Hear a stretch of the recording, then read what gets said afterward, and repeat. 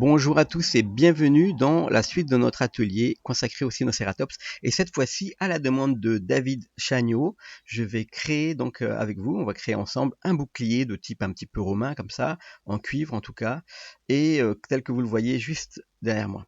Donc pour ce bouclier, on en aura à peu près pour 15 minutes.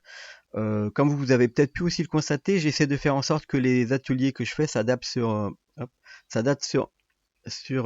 tablette ou portable, et donc voilà, je vais continuer toujours dans ces principes là. Donc là, notre bouclier, comme vous le voyez, c'est un très bas polygone, d'accord, qui est en fait composé de voilà un cercle avec très peu de polygones, hein, comparé à l'image ici qu'on a au rendu final, donc avec beaucoup d'effets, hein, comme si on avait beaucoup de détails. Alors c'est parti pour à peu près 15 minutes ensemble.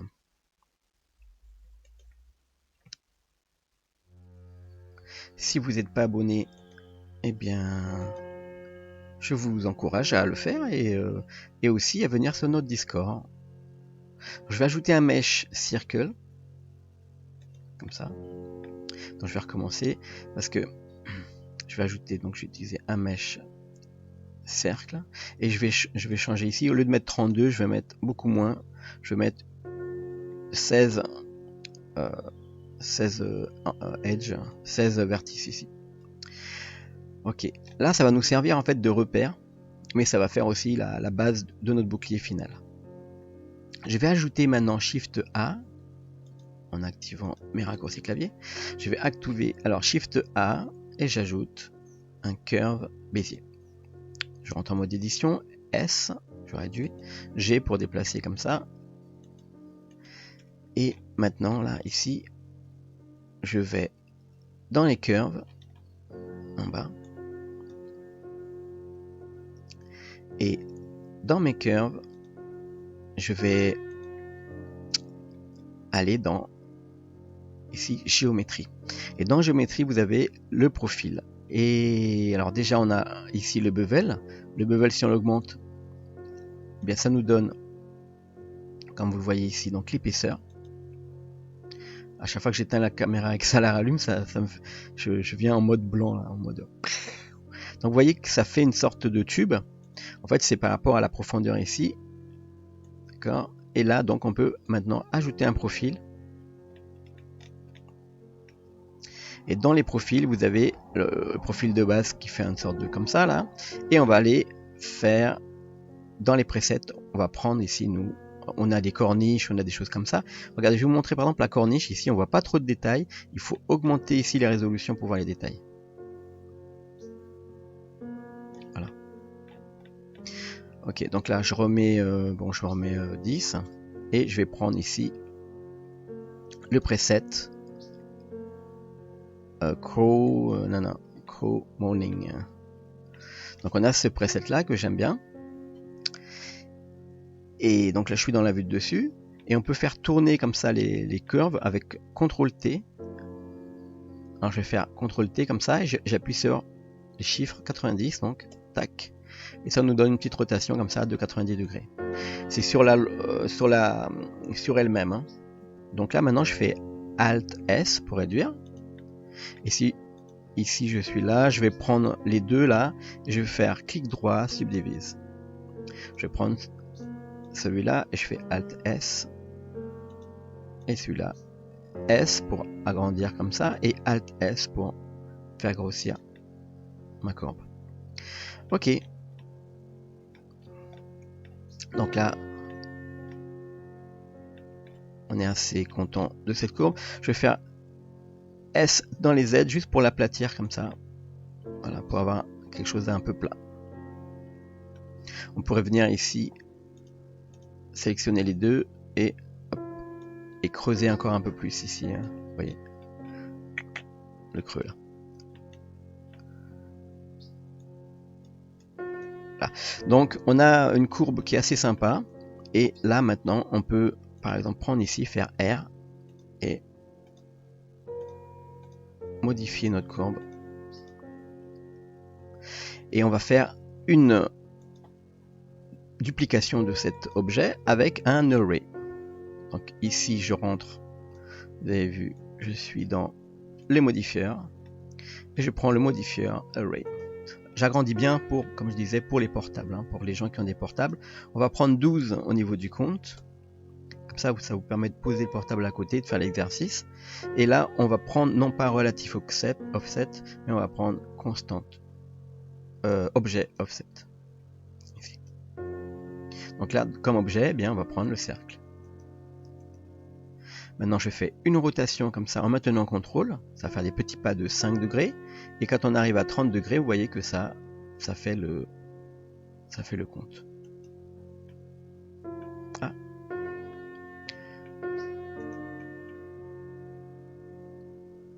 Ah, ça. Ok, attendez. J'ai fait Alt S pour enlever l'épaisseur dessus. Je vais recommencer voir si ça me fait la même chose. Je prends le cercle et dans la vue de dessus ou RZ et on tourne en maintenant contrôle. Ok, donc ah oui, bah écoutez, on va pas faire le S dans les Z alors parce que ça fait quelque chose de bizarre. Tiens, on pourra faire une fleur dans un prochain épisode. Donc voilà, on a donc dupliqué et on a fait cette chose là. Ce qu'on peut faire, c'est qu'on peut entrer en mode édition, sélectionner avec L ici l'ensemble de cette curve, faire Shift D, S, et on peut déplacer.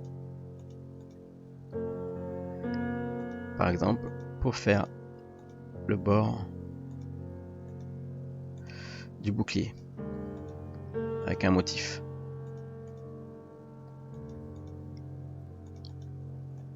Hop. Alors, vous pouvez faire les formes que vous voulez. Si ça manque de détails, quand vous tournez, si par exemple vous faites ça, vous tournez trop et que ça vous fait des points un peu carrés comme ça, trop carrés, vous pouvez augmenter dans les curves la résolution ici principale, donc qui est celle-là. Ok, alors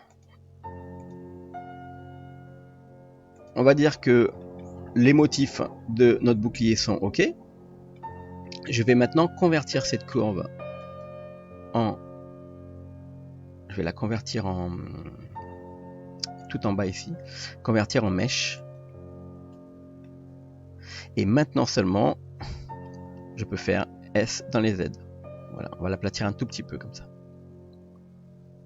Ok, je vais prendre mon bouclier, je me mets dans la vue de dessus.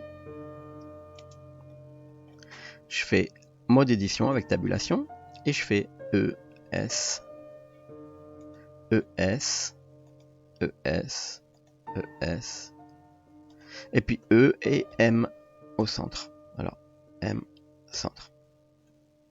Voilà, on a... Je vais peut-être agrandir le dernier ici.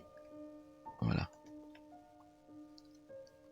Et ce que je vais faire, c'est que je vais prendre cet objet-là, je vais lui mettre déjà une matière ou une couleur déjà. Donc je vais dans Shading. Voilà, celui-là, je fais New. Je vais mettre déjà ici, Shift A, je mets un shader, une texture de type Noise. Et je vais relier ça avec le facteur ici. Je regarde mon Noise. Voilà. Et je vais y mettre Shift A, un gradient. Pardon, pas un gradient, un converteur color ramp. Donc le color ramp, ça me permet de rajouter les couleurs que je veux. Je vais mettre un petit peu de rouge. Je vais mettre un petit peu de jaune. Et on a un truc comme ça, comme de l'or en augmentant le métallique.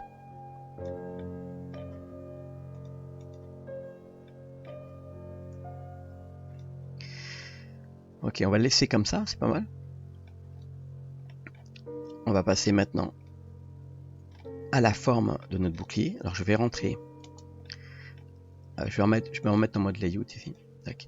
Alors je vais prendre les deux. Je prends et les formes. Je fais Shift, clic et le bouclier.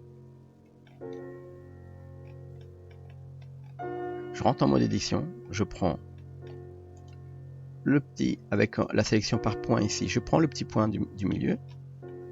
Et je vais faire avec le Proportional Editing Tool ici au-dessus. Je vais prendre le shortcut, donc raccourci clavier c'est 0, et je vais prendre par exemple une forme sphère, et je fais GZ. Comme ça.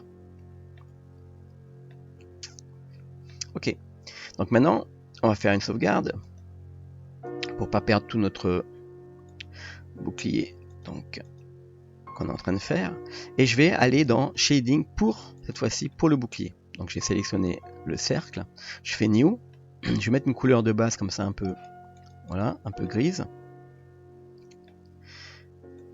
Et plutôt que d'ajouter les textures ici, je vais aller dans le Texture Paint.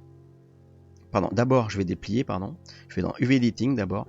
Je prends mon objet dans la vue de dessus, je fais A, comme ça, et je fais U, Project from View, Bound.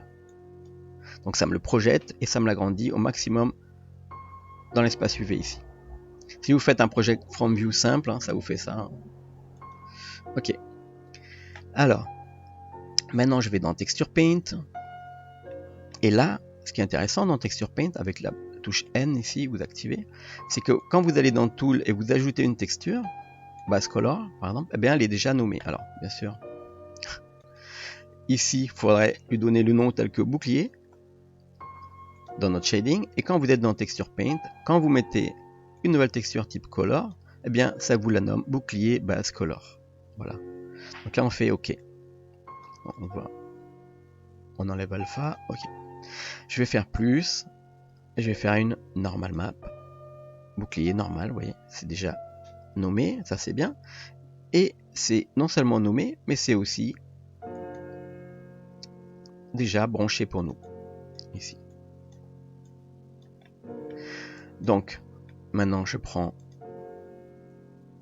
le... Je fais CTRL S. Je prends le haut polygone, là, les détails. Je clique sur mon bouclier et je vais passer dans Cycle. Ici, dans le moteur, ici. Donc l'appareil photo. EV, Cycle. Hop. Et on va aller dans Bake. Et on va baquer ici la couleur. Donc la couleur, c'est le diffuse. Donc je vais juste prendre... je crois que Color tout seul ça passait, je suis plus sûr. Tiens, on va laisser juste couleur pour voir. Je ne l'ai pas fait comme ça tout à l'heure. Et c'est sélection vers actif. Et là, on va faire clear image, ça, oui, on va le laisser. Par contre, la marge, on va baisser la marge parce que là, je veux pas qu'il y ait de marge autour de mon dessin. Donc, je mets 0. Et là, l'extrusion, bien en fait, c'est de quelle manière on va pouvoir élever ça. C'est comme si on créait une cage virtuelle. Donc, on va créer une petite cage virtuelle de 0,2, 0,3. Ok. Et là, on clique. Alors, on clique sur l'image, puisque c'est l'image et la couleur qu'on va récupérer. On clique ici donc, et on fait Bake. Il nous donne un message d'erreur circulaire dépendance. On le laisse quand même calculer. Et pendant ce calcul, eh bien, je peux vous dire que, eh bien, écoutez, abonnez-vous à la chaîne si ce n'est pas déjà fait. Et surtout, allez voir également dans notre Discord. Et dans notre Discord, vous avez donc des amis, des gens qui peuvent vous aider si vous avez des soucis, un problème de modélisation, voilà, ou autre. On en est presque à 90%. Donc, ok, super. Et c'est fait. Donc là, vous voyez l'image. On va sauvegarder l'image tout de suite. Save image. Vous créez un dossier. Bam. Vous le nommez donc bouclier. Et... bon bref, je l'ai mal renommé. Alors là, vous voyez que l'image est tout de suite avec le bon nom. Vous faites Save. Donc on va faire la même chose en sélectionnant cette fois-ci la normal map et en changeant ici par normal. Tac. On laisse les réglages tels qu'ils étaient. Ça allait bien. Et on fait Bake. Là maintenant on peut aller voir ici si vous voulez dans bouclier normal map. Voilà, la normal map qui est créée. Si vous voulez garder votre bouclier avec tous les détails tels qu'ils sont là, vous pouvez. Alors moi du coup ce qui m'intéresse c'est de garder les détails par normal map ici. Et on va continuer nous. Donc on a ce bouclier là. Hein. Pardon, on va rester dans Shading. Je vais juste agrandir cette fenêtre. On va continuer pour la texture, donc on va continuer là-dessus. Ça, je n'aurais... Alors, je vais sauvegarder. Est-ce que j'avais sauvegardé Normal Map? Non. Donc, je la sauvegarde. Ici, bouclier Normal Map, Save. Voilà. Donc là, c'est bon. Là, maintenant, vous pouvez jouer ici. Alors, déjà, on peut se mettre en mode Eevee Render. Ici. Tac. Et là, on va augmenter le string. Ici, on regarde ce que ça donne. C'est un peu comme inversé quand même. Ok, on va déjà commencer ici par ajouter de la couleur et booster un petit peu tout ça. Donc on peut mettre une color ramp. Et ici, voilà, on va mettre de nouveau ce jaune un peu plus pétant. Voilà, c'est déjà plus joli. Et on peut ajouter Shift A ici, on va ajouter une texture noise, mais cette fois-ci on va la connecter. Alors je vais vous montrer avec CTRL T ce que ça donne, la texture, la noise en couleur. La noise en couleur, ça donne ça. C'est très joli, moi j'aime bien. Et là, ce qu'on va faire, on va faire un mix ici, Shift A, Color Mix, et on va la brancher ici. Et on revient ici avec CTRL T sur notre principal BSDF. Donc là, on va mélanger donc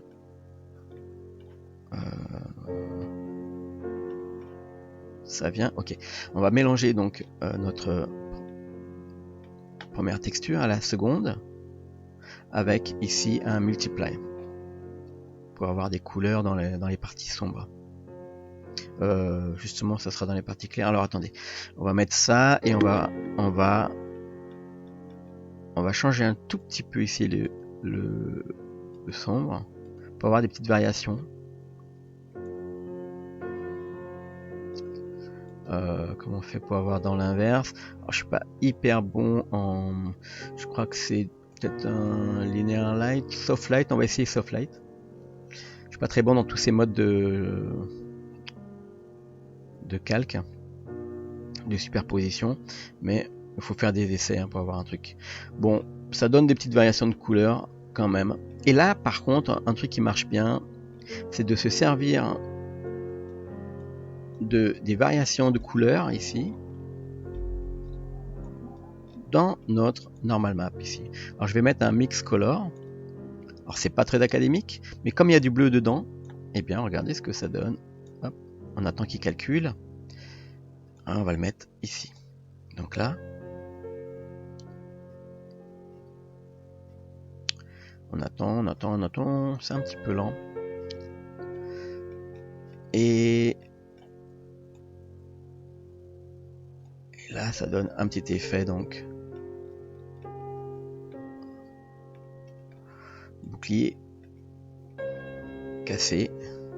Alors, je remarque que le sens des... Faut voir si dans l'autre sens, je regarde. Je prends une lumière. Je regarde juste si à l'envers, est-ce qu'il me le fait dans le bon sens. Ah ouais, c'est plutôt dans... C'est marrant ça. Donc je...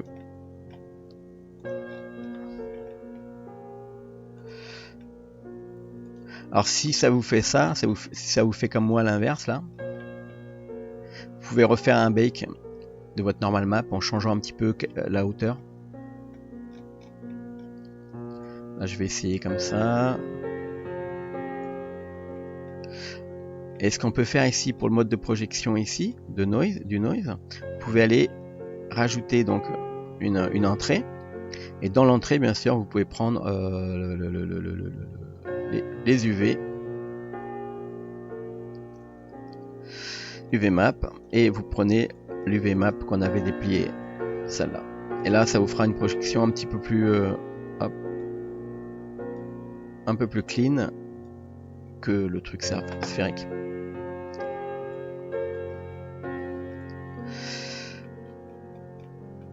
Et voilà. enfin c'est clean, mais maintenant il faut changer la taille bien sûr, parce que voilà, à peu près comme ça, c'est pas mal.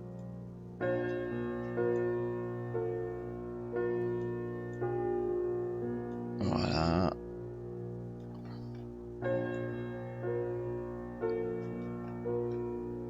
Un petit peu de mix ici pour déformer. Et pour la couleur,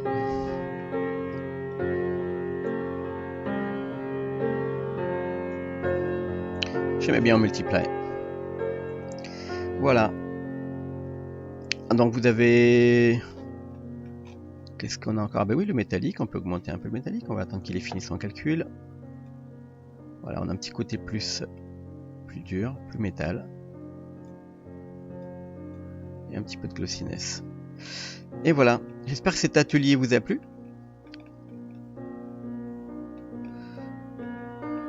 Et que bien le prochain atelier, donc ce sera comment on va intégrer donc ce bouclier à l'intérieur de